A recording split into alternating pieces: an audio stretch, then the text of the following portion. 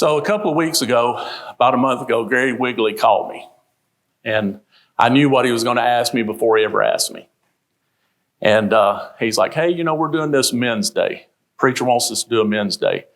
And he's tasked a few of us to get some people to do some things. And I was like, please, Gary, don't ask me what you're going to ask me.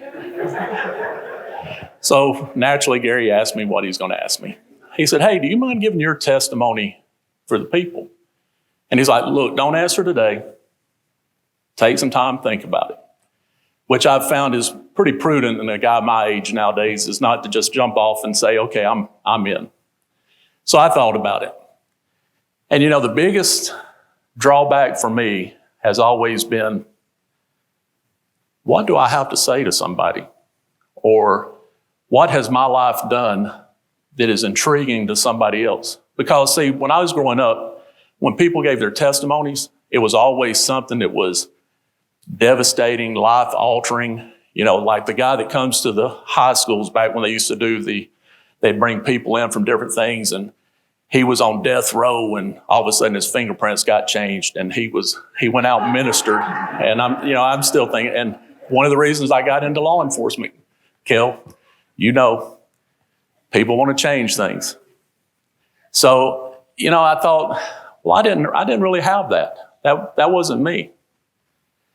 And so then I got to thinking, I'm like, you know what? Gary presented an offer to me that God has said I was supposed to accept. It wasn't me that wanted to do the testimony. God's command to all of us was go out and share the word to everyone else. I can't change anybody out here. I can't make you do anything. We've been studying this in Jude. You can't make people do anything. There's going to be people that's going to come along. They're going to say things. They're going to, sounds good, but they can't make you change. So as I was thinking about this coming up here, I grew up in this church. I was probably like Gregory when we first started here back in the 60s. And I can remember going through a revival one year, just like Ronnie was saying. I was 11, 1976. And I can remember having a revival and the Holy Spirit just bearing down on me. And then I can remember the song that was playing, Sweet, Sweet Spirit. Never forget it. Walked up this aisle, gave my life over to Christ, and was baptized in April of 76. So fast forward, some of you know me, some of you don't.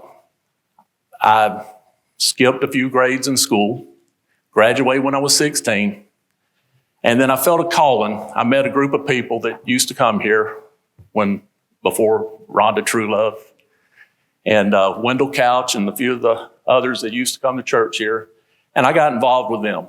And I just felt more and more that I needed to go into the service. I felt that God was leading me to go into the United States Air Force. And he was.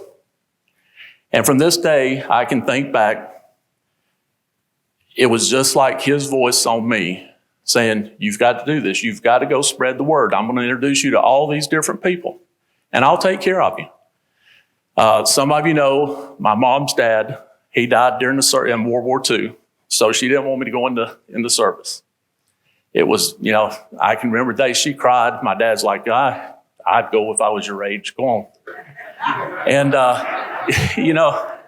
for the most part, I have always been truly blessed. Truly.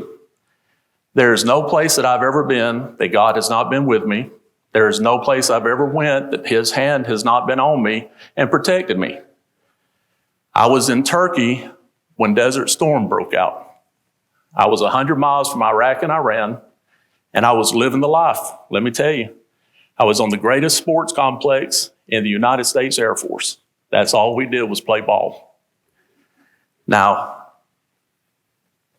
for my mom, I can remember that summer we were out playing, and she says, we're sitting here praying for you that you're safe, and you're out gallivanting all over Europe playing ball. I said, well, that was just God's hand for me. And it has always been like that.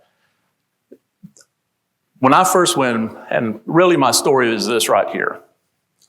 I went into service. I went 4,000 miles away from home.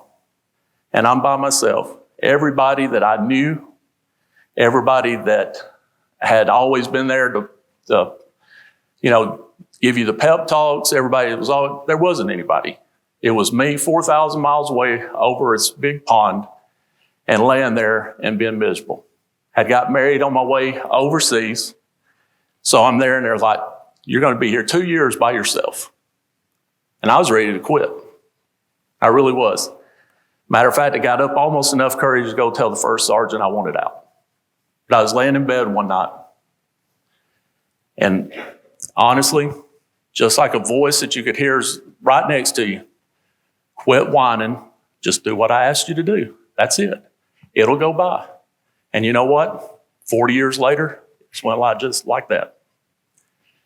All this time I say this. Everybody that has stood up here and gave you a testimony has talked about somebody that has been there. God will put that person in your life, no matter what it is. I was in Germany, met a guy named Ray Keller.